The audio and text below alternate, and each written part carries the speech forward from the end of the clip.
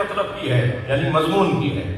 ارشاد لولا علی لما کان لفاطمۃ کف علی وجہ الارض۔ صلوات پڑھے محمد و آل محمد۔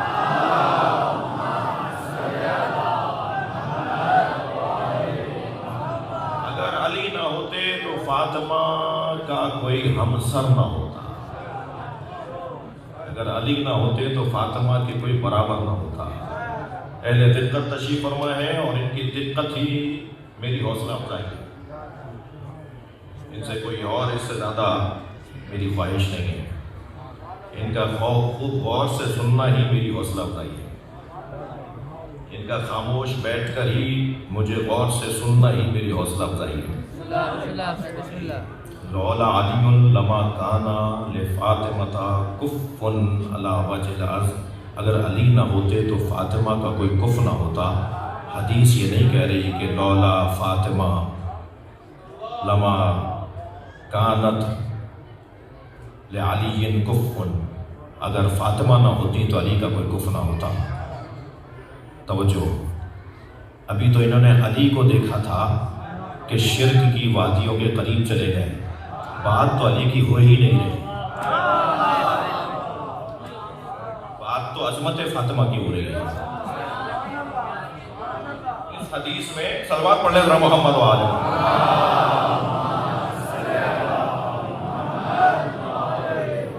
اگر علی نہ ہوتے تو فاطمہ کا کوئی کف نہ ہوتا، یہ نہیں ہے کہ اگر فاطمہ نہ ہوتی تو علی کا کوئی کف نہ ہوتا۔ غور کرنے کی بات ہے جی۔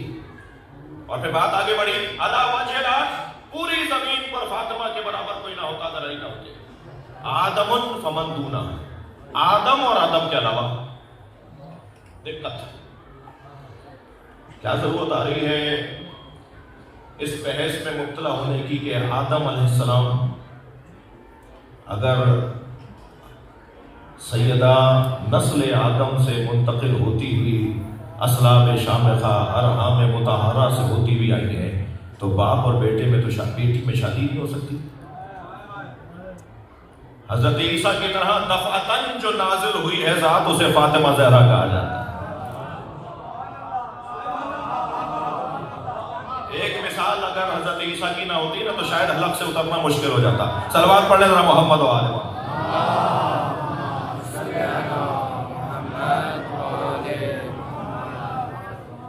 اچھا، صلوات تو چاہے مجھ سے آپ متفق نہ ہو تب بھی پڑھی جا سکتی ہے۔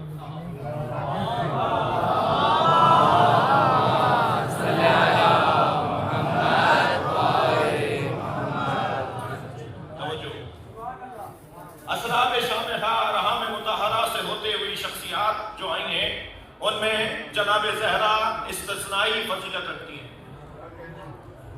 میں اپنی بات کو مضبوط کروں گا، ادعائے علمی نہیں ہے مگر دعویٰ طالب علمی ضرور ہے جی۔ توجہ، جنت میں اللہ نے سب سے پہلا درخت جو اپنے ہاتھ سے لگایا اس درخت کا نام ہے شجرہ طوبہ۔ شجرہ طوبہ غرس اللہ بیدہ، درخت طوبہ، شجرہ طوبہ جسے اللہ نے اپنے ہاتھ سے لگایا، اس درخت کی جڑ سے 3 نہریں نکلتی ہیں جو جنت کے سارے درختوں کو، سارے کھیتوں کو، سارے کھلیانوں کو، سارے پودوں پھولوں کو سیراب کرتی ہیں۔ ایک تسنیم ہے، ایک سلسبیل ہے، ایک معین ہے۔ 3 نہریں نکلتی ہیں جو پوری جنت کو سجاتی ہیں، اور ان تینوں نہروں کا جو منبع ہے وہ شجرہ طوبہ ہے۔ اللہ نے جب شجرہ طوبہ کو غرس اللہ بیدہ، جب اللہ نے اپنے ہاتھوں سے لگایا، ممکن ہے کوئی بچہ مجھے مجلس کے بعد، توجہ بھائی علماء سے تو میں نہیں انتظار رکھ رہا مگر جو زائرین آئے ہوئے ہیں وہ تو خاکسار ہیں نا میری طرح، تو سبحان اللہ کہنے کا ثواب ہے ماشاءاللہ۔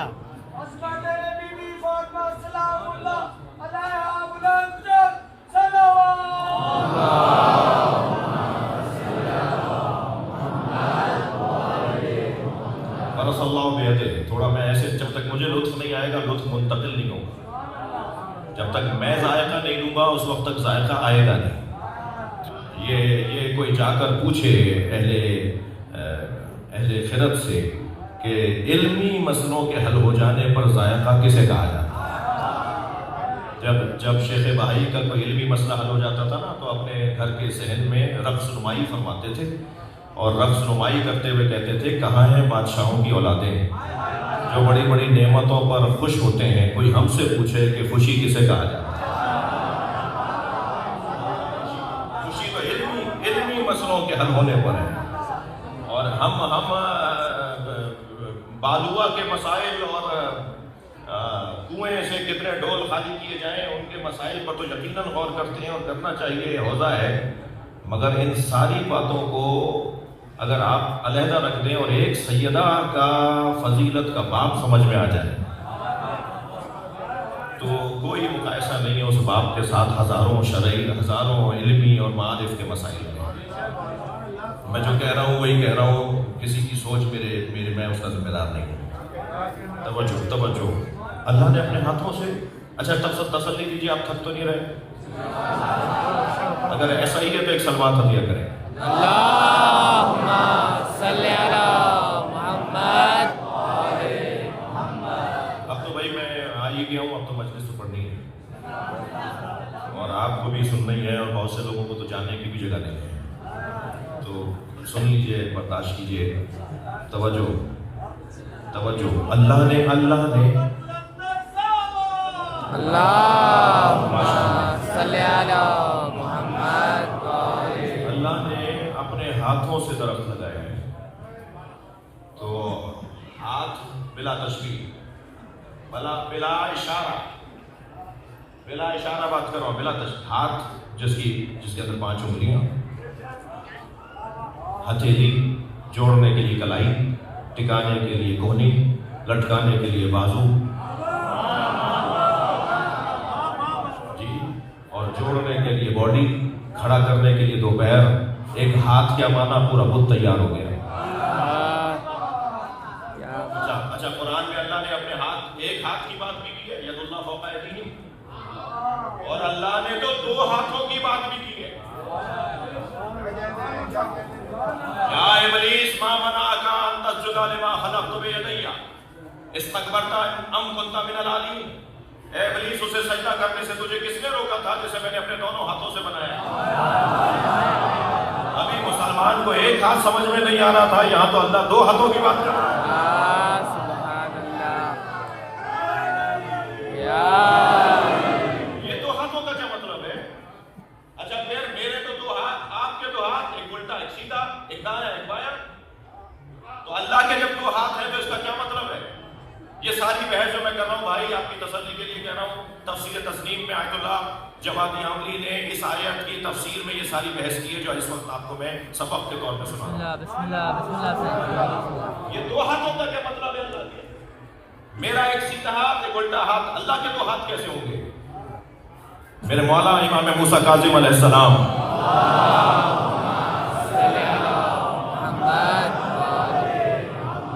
بیوی کے بابا، روایت کہتی ہے الٹے ہاتھ سے کھانا کھا رہے تھے، سیدھے ہاتھ سے تکیاں لگائے تھے۔ حضرت حشام نے دیکھا کہ امام موسیٰ کاظم الٹے ہاتھ سے کھانا کھا رہے ہیں، پریشان ہوئے، امام معصوم حجت خدا الٹے ہاتھ سے کھانا کھا رہے ہیں، یہ کیسے ممکن ہے؟ انہیں جانا کہیں اور تھا، رخ انہوں نے امام صادق کے گھر کا کیا۔ گلی میں حضرت ابو بصیر نظر آئے، پوچھا کہاں جانا چاہتے ہو؟ کہ مولا سے ایک سوال کرنا ہے، ان کے فرزند کو دیکھ کر آ رہا ہوں، وہ الٹے ہاتھ سے کچھ کھا رہے ہیں اور سیدھے ہاتھ سے ٹیک لگائے ہوئے ہیں۔ تو انہوں نے کہا اس میں پریشانی کی کیا بات ہے، امام کے دونوں ہاتھ سیدھے ہوتے ہیں۔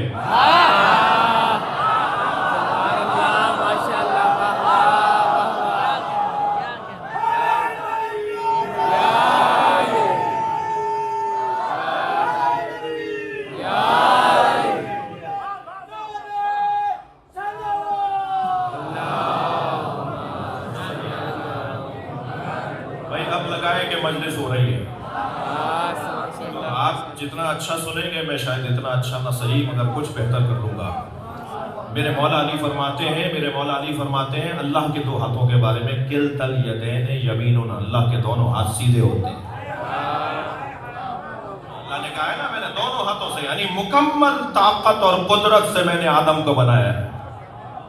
یہاں جو اللہ کہہ رہا ہے کہ درخت طوبہ اللہ نے اپنے حدیث کہہ رہی ہے کہ اللہ نے اپنے ہاتھوں سے شجرہ طوبہ کو لگایا. تو اللہ اعلان کر رہا ہے اس درخت کو میں نے اپنی مکمل قدرت سے لگایا ہے. قدرت الہیہ کا ایک جلوہ ہے شجرہ طوبہ. تھکے نہیں ہیں تو جملہ کہہ رہا ہوں. آیت اللہ جوادی عملی کہتے ہیں اہل بیت کے دونوں ہاتھ سیدھے ہوتے ہیں اور اہل بیت کے دشمنوں کے دونوں ہاتھ الٹے ہوتے ہیں.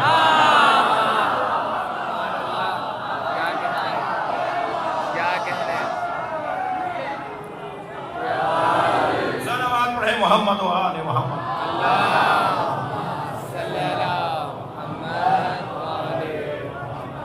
اس لیے کہ اہل بیت سے خیر ہی خیر صادر ہوتا ہے.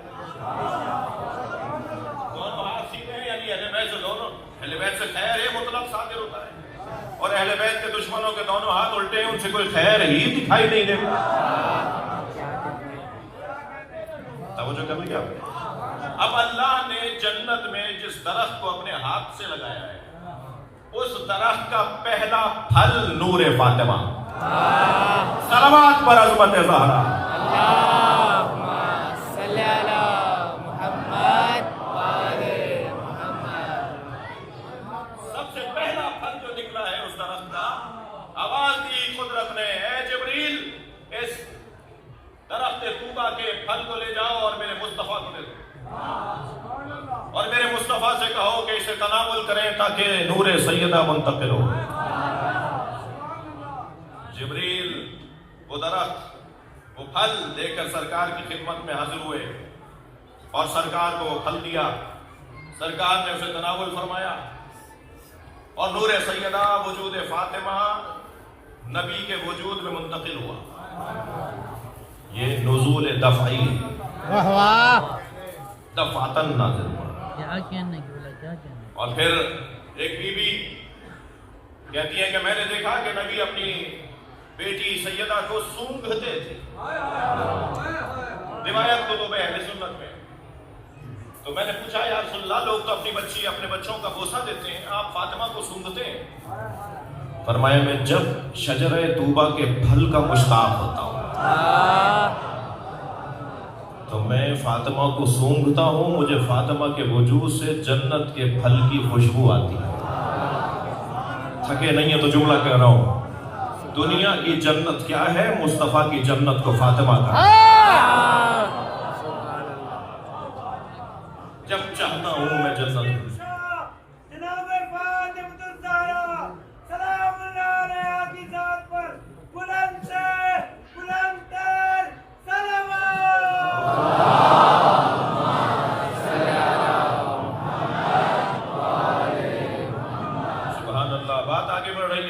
گرامی. پھر فرماتے ہیں کہ وہ درخت وہ پھل جب میں نے تناول کیا تو سیدہ کا وجود نبی کے وجود اقدس کے اندر منتقل ہوا.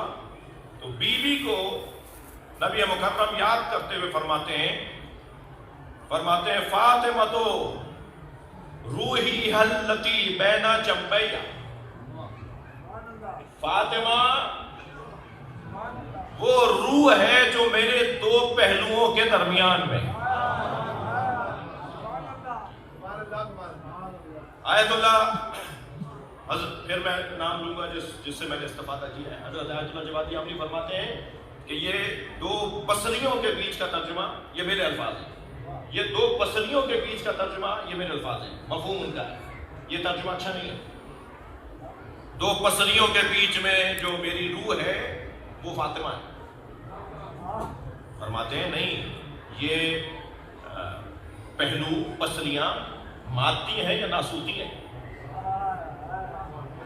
جب مادی مانو گے تو پھر تم دو پسلیوں کا ترجمہ کرو گے اور اگر ناسوتی مانو گے تو دو پہلوؤں اور دو حیثیتوں کی بات کرو گے. فاطمہ میری دو حیثیتوں کے درمیان میری جان ہے اور وہ دو حیثیتیں نبی کی کیا ہیں؟ اولین سے لے کر آخرین تک جتنے بھی علوم ہیں وہ نبی کا ایک پہلو ہے. سبحان اللہ. اور اولین سے آخرین تک جتنا بھی عمل ہے وہ نبی کا دوسرا پہلو ہے. یعنی کائنات میں علم اور عمل کے درمیان روح بخش وجود کو فاطمہ کہا ہے۔ سبحان اللہ سبحان صلوات پڑھیں عظمت سیدہ پر۔ اللہم صلی علی محمد وآلہ۔ یہ روحیت نتیب ہے نا، جب میں میرے دو پہلوؤں کے درمیان ایک میری روح ہے فاطمہ، یہ دو حیثیتوں کی بات ہو رہی ہے جو نبی فرما رہے ہیں۔ بات طویل ہونے کا خوف ہے، اس لیے اس بحث میں ابھی ہم داخل ہونے سے گریز کروں گا کہ مولا علی اور جناب زہرا میں جو تسویہ ہے، جو برابری ہے، جو ایک جیسا پن ہے، اس کی مثالیں کیا ہیں۔ لیکن صرف ایک پہلو کی طرف توجہ چاہوں گا، اور وہ سیدہ کا وہ جنبہ، وہ کیفیت، وہ حیثیت، وہ مقام کہ جو کنیز خاص ہونے کے اعتبار سے مولا فرماتے ہیں کہ اصحاب نے آ کر کہا یا رسول اللہ، علی کے گھر سے صبح کے وقت میں سفید نور نکلتا ہے جو آسمانوں کو منور کرتا ہے۔ علی کے گھر سے ظہر میں زرد رنگ کا نور نکلتا ہے جو آسمانوں کی طرف ساطع کرتا ہے اور وہاں اس منظر کو منور کرتا ہے۔ مغرب کے وقت میں علی کے گھر سے ایک نور نکلتا ہے، سرخ رنگ کا نور، جو آسمانوں کی طرف جاتا ہے اور آسمانوں کو منور کرتا ہے۔ اچھا، یہ معمولی اصحاب اور ایک جیسے اصحاب میں سے تو کوئی نہیں ہوگا جسے یہ نور نظر آ رہا تھا۔ یقیناً یہ اصحاب کوئی عام سب ایک جیسے نہیں ہیں جنہیں یہ نور نظر آ رہا ہے۔ فرمایا علی کچھ دیر میں آنے والے ہیں، علی بتائیں گے نور کیسا ہے۔ جب مولا تشریف فرما ہوئے، نبی نے فرمایا یا علی، میرے اصحاب یہ کہتے ہیں۔ فرمایا یا رسول اللہ، جب فاطمہ فجر میں مصلی عبادت پر آتی ہے تو فاطمہ کے مصلی سے نور نکلتا ہے جو سفید رنگ کا ہے اور آسمانوں کی طرف ساطع کرتا ہے، نکلتا ہے، جاتا ہے۔ ظہرین میں زرد رنگ کا، مغربین میں سرخ رنگ کا نور فاطمہ کے مصلی سے نکلتا ہے۔ سیدہ کی کنیزیں بھی بیٹھی ہیں اور دعویٰ بہت بڑا ہے، سیدہ کے غلام بھی بیٹھے ہیں اور دعویٰ بہت بڑا ہے۔ سیدہ کے غلام اور سیدہ کی کنیزیں اس راہ کے راہی ہیں کہ جہاں کنیزی اور جہاں غلامی نصیب ہوتی ہے۔ عبادات اللہ کی بارگاہ میں خضوع و خشوع، پھر آواز آتی ہے اے محدقین عرش، ذرا دیکھو زمین پہ تمہیں کچھ نظر آ رہا ہے؟ ٹھیک ہے نا۔ تو محافظین عرش زمین پر دیکھتے ہیں، کہتے ہیں یا اللہ، ہمیں زمین پر ایک چاند نظر آ رہا ہے جو آسمان کو منور کر رہا ہے۔ آواز آتی ہے یہ نور فاطمہ ہے۔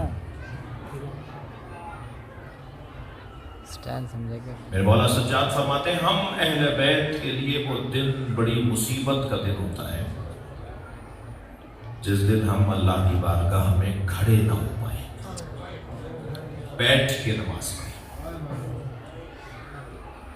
مبلغین تشریف فرمائے، میرے کچھ فرائض بھی ہیں۔ ہمارے ہاں مسجدوں میں کرسیاں پڑھنا شروع ہو گئی ہیں، ذرا مصاحبہ تو کریں نمازیوں کی، کہیں نماز پر کوئی مسئلہ نہ ہو رہا ہو۔ یہ کرسی پہ بیٹھ کے نماز پڑھنے والے کا اسے سمجھا تو دیا جائے، پوچھ تو دیا جائے، شاید ایک اچھا مشورہ میں اور آپ دے سکیں اسے کہ تمہارا حکم شرعی بیٹھ کے نماز پڑھنا نہیں ہے، جتنا کر سکتے ہو اتنا اگر نہیں کرو گے تو نماز تمہاری خطرے میں پڑ جائے گی۔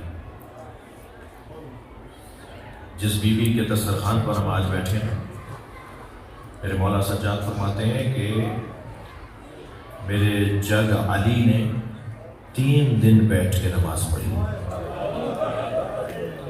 اس میں بہت روئے کہ یا اللہ میں تیری بارگاہ میں کھڑا نہیں ہو پا رہا.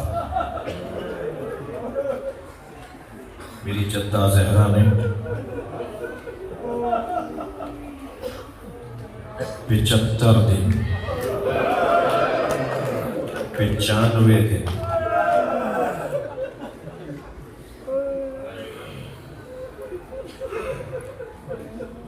اس بات پہ روئیں کہ اللہ کی بارگاہ میں کھڑی نہیں ہو پائے.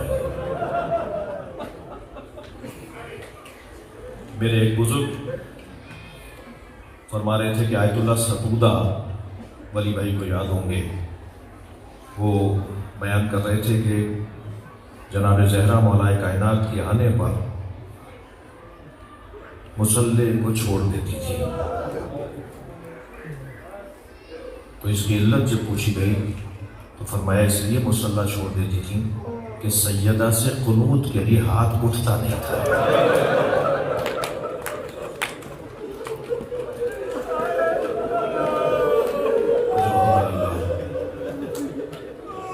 اجرکم اللہ. علی کی آزمائش میں اضافہ ہوگا، علی کے امتحان میں اضافہ ہوگا. علی کیسے برداشت کریں گے؟ اور تیسرا وجود جس نے بیٹھ کر نماز پڑھی، وہ امام فرماتے ہیں میں نے اپنی بھبی زینب کو دیکھا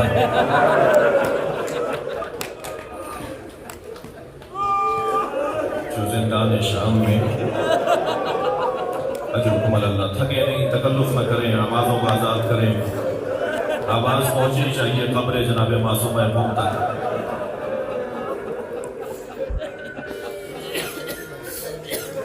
ہمیں جلدی نہیں گئے، رونے آئے ہیں، غصہ دینے آئے ہیں. فرمایا پھوپھی اماں آپ بیٹھ کے نماز پڑھ رہی ہیں؟ فرمایا زین العابدین اب میرے بدن میں وہ طاقت نہیں ہے.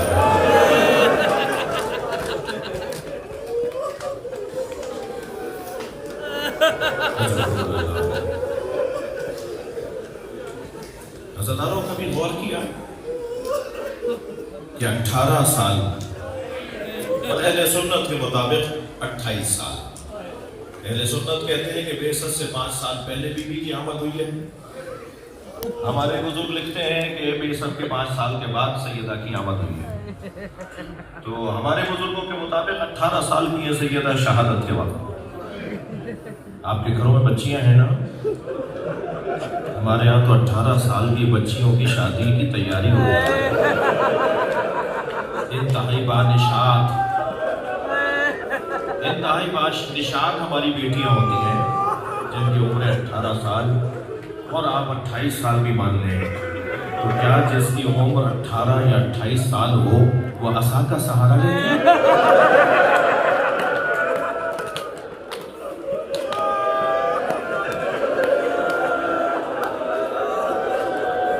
کیا وہ دیوار کا سہارا لے کر چلتی ہے؟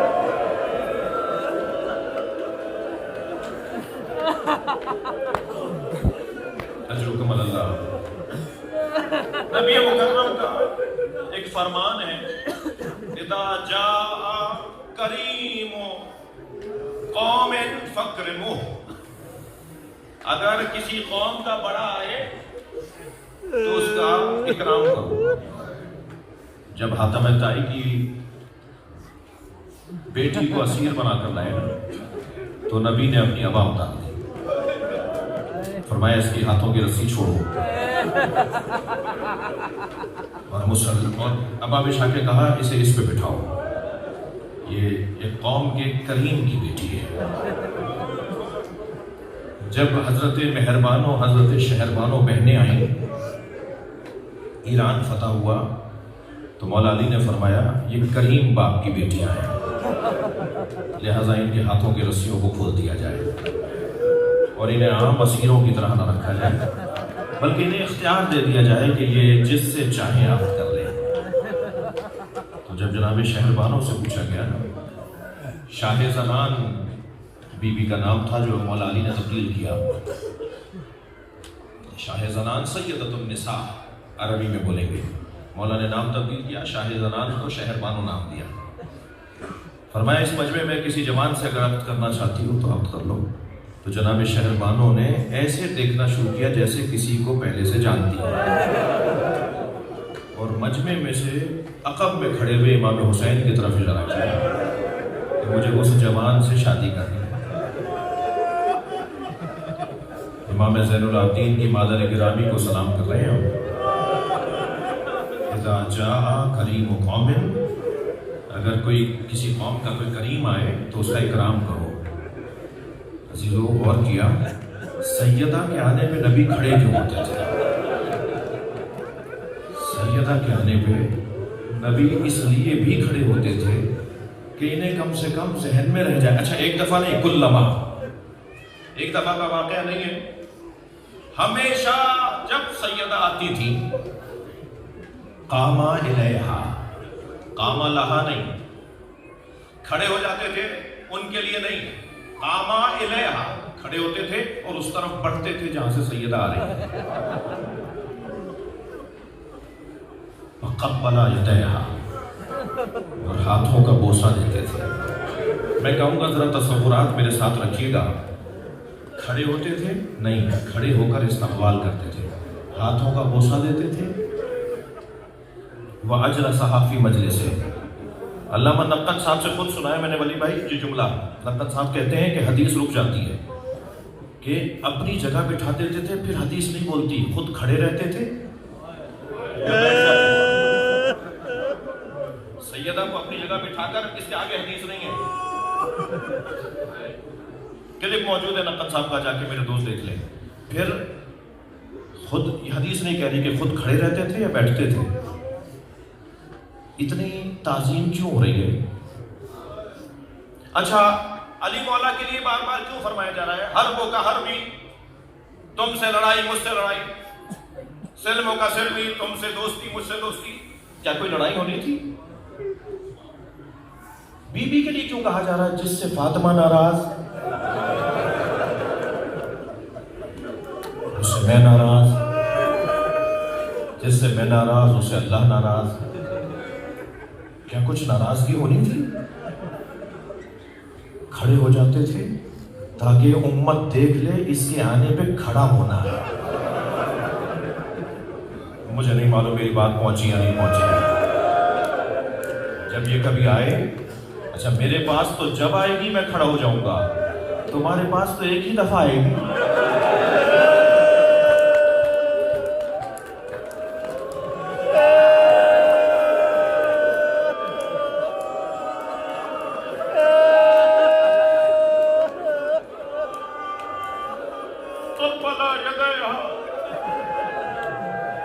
ہاتھوں کا بوسہ کیوں لے کر دکھا رہے ہیں؟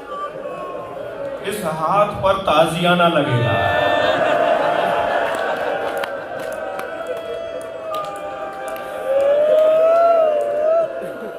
آوازوں کو آزاد کریں، پرسہ ہے، معمولی راتیں نہیں ہیں، ایام فاطمیہ۔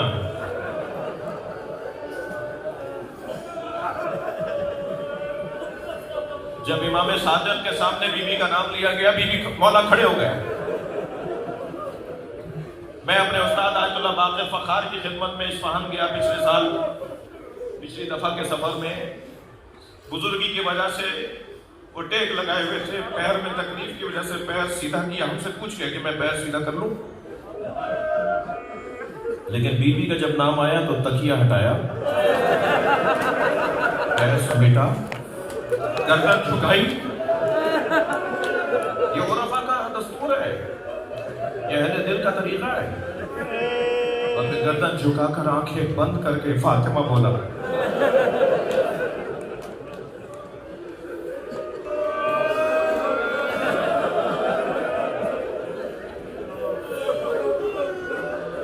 مجھے جلدی نہیں ہے بھائی، میں مجھ سے سن لیجئے، مجھے بی بی مجھ سے راضی ہو،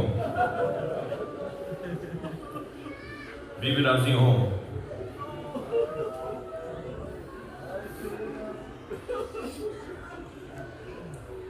دروازہ پہلے گرا ہے یا مسجد پہلے گرا ہے؟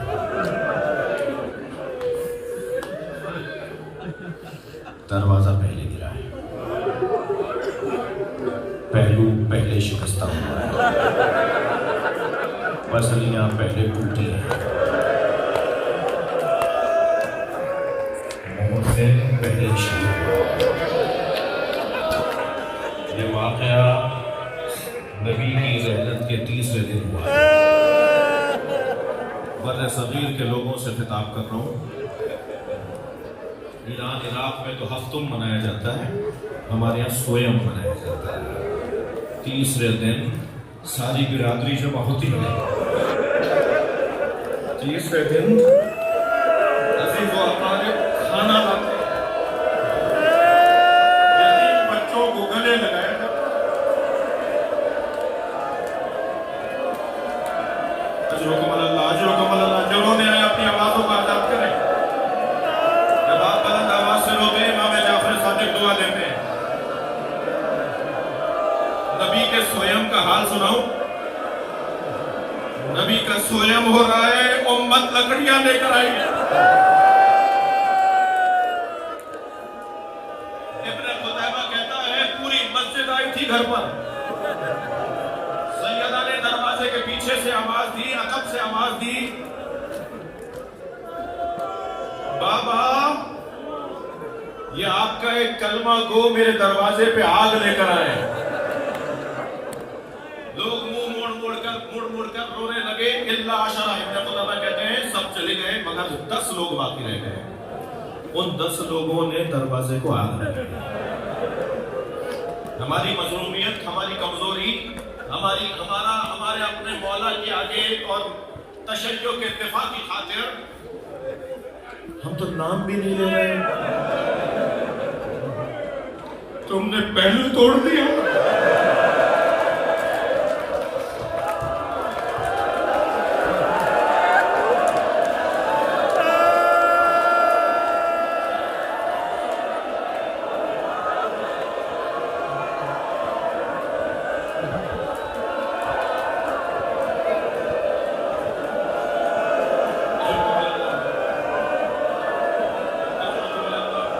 हक है, यकीन जानिए ये हमारी बुलंद आवाज़ें हमें कब्र में काम आएंगी।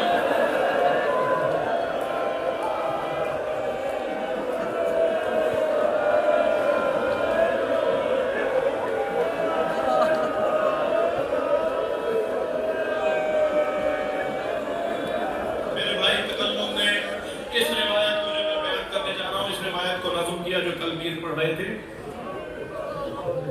इस कैफियत में एक शख्स कहता है जब दरवाजा गिरा तो सैयदा दरवाजे के नीचे थी।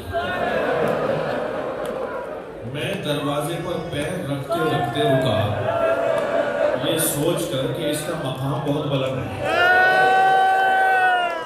मगर गुफ्त अली गालिब आ गया और मैंने दरवाजे पर पैर रख दिया। मेरा पैर रखना था कि एक आवाज आ रही थी, फिज़ा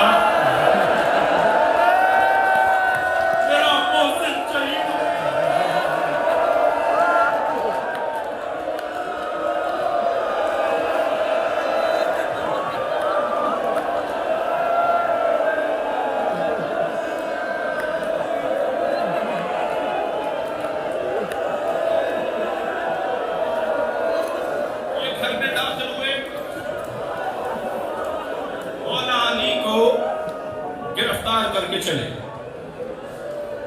सैयदा भूल गई कि खून जारी है।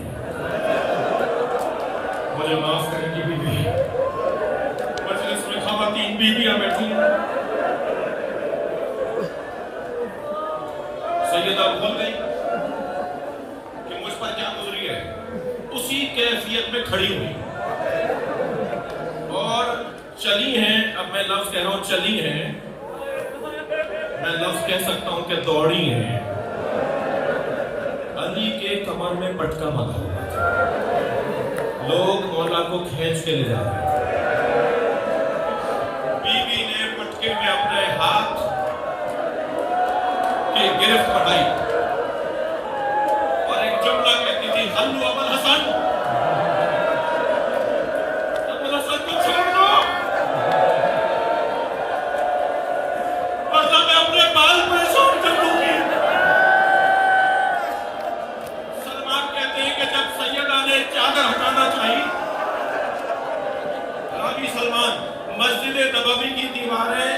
فضا میں ایسے اٹھنے لگی جیسے قیامت کے آثار ہوں۔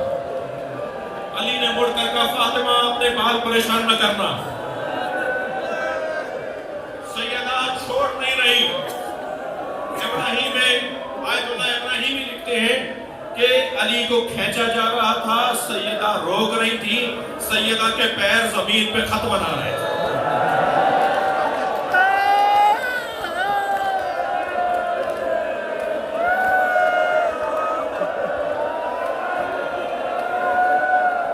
مجلس مکمل کر رہا ہوں، ابھی آپ ماتم کریں گے، ماتم کرنے کی جگہ ہے سیدہ کے پیر زمین پہ خط بنا رہے تھے۔ ایک شخص نے دستہ شمشیر